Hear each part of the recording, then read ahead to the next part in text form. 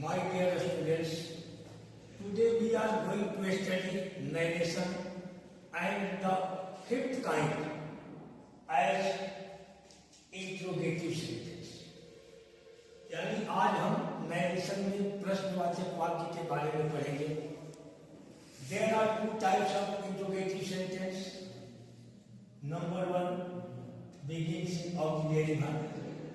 यानी पहला काइंड जो होता है वो सहायक क्रियाओं से शुरू होता है, जैसे do, does, did, is, are, and, models etcetera.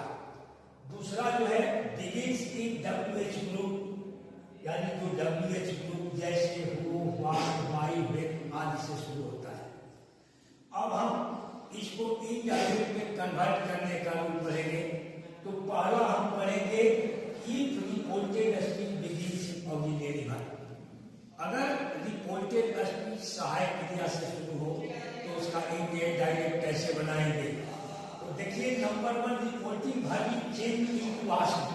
सबसे पहले रिपोर्टिंग वर्ब को आस्क्ड में बदला जाता है. फिर इफ और whether is used in place of comma, और कॉमा के स्थान पर इफ या वेदर का प्रयोग किया जाता है. Number three interrogative sentence is change into assertive sentence, यानी प्रश्नवाचक वाक्य को सामान्य वाक्य में बदल दिया जाता है. जैसे आर यू पुअर, क्या तुम गरीब हो, तो यू आर पुअर, तुम गरीब हो. डू यू नॉट लव, क्या तुम नहीं हंसते हो, तो यू डू नॉट लव, तुम नहीं हंसते हो. यानी प्रश्नवाचक वाक्य को सामान्य वाक्य में बदल दिया गया. अब हम थोड़ा एग्जाम्पल से समझेंगे इसको. जैसे देखिए, नंबर वन पहला है he said to me, are you my friend. ये हो गया आपका.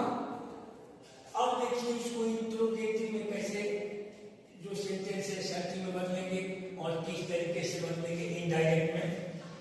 जी, अब यहाँ रिपोर्टिंग वर्ब को आस्क्ड में बदल देंगे, आस्क्ड मी.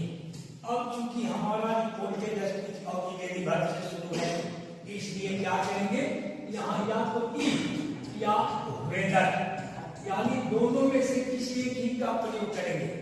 इसके बाद अब इसको सर्टिव में चेंज करना है, तो पहले जो ये यू पर्सन है उसको रखेंगे. अब ये देखेंगे कि यू किसके लिए आया है, तो हम पहले ये रूल में पढ़ लिए हैं कि सेकंड पर्सन फॉर ऑब्जेक्ट, यानी यू मी के लिए आया है. क्योंकि मी यहाँ पर ऑब्जेक्ट फॉर्म में है, यू जो है सब्जेक्ट फॉर्म में, तब मी का सब्जेक्ट फॉर्म हो जाएगा आई. अब चूंकि चेंज ऑफ टेंस करेंगे, यहाँ पर आई के अनुसार पास्ट में वाच कर देंगे. फिर हम पढ़े कि फर्स्ट पर्सन फॉर सब्जेक्ट, यानी माई का प्रयोग यहाँ ही के लिए किया गया है. क्योंकि माई पॉजिटिव केस में है और ये ही नॉमिनेटिव केस में है, तो ही का पॉजिटिव केस हो जाएगा यहाँ पर ही. इसके बाद friend third person no change. एक और एग्जाम्पल देख लें.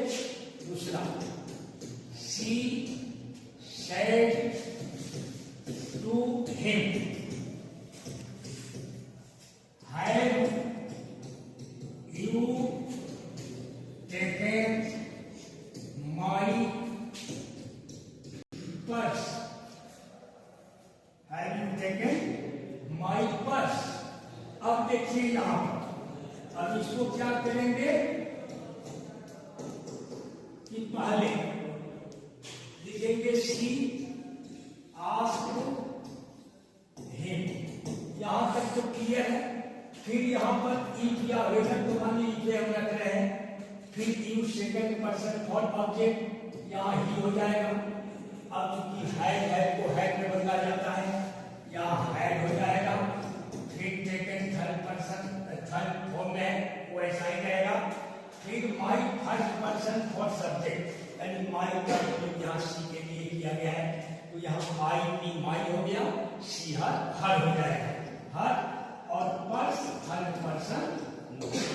Now I am going to stop, and in next video we will study about the when reported speech begins in WH group. यानी अगली वीडियो में हम पढ़ेंगे कि अगर रिपोर्टेड स्पीच WH ग्रुप यानी व्हाट, व्हेन, व्हाई आदि से शुरू हो तो उसको कैसे बनाएंगे। Thank you very much.